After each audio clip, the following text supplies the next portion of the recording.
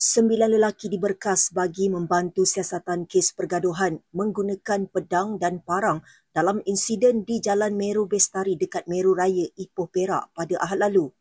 Ketua Polis Daerah Ipoh, Asisten Komisioner Abang Zainal Abidin Abang Ahmad berkata, pihaknya menerima laporan kejadian daripada seorang lelaki warga tempatan berusia 36 tahun pada jam 12.30 tengah malam yang mendakwa diserang sekumpulan lelaki menggunakan senjata.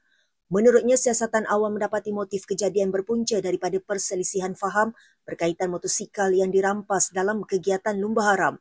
Susulan laporan yang dibuat, serbuan berasingan telah dilakukan sekitar jam 6.45 pagi semalam dan berjaya menahan 9 suspek berusia 19 hingga 41 tahun, termasuk merampas sebuah kereta, sebatang kayu golf dan pengunci steering kereta berwarna biru.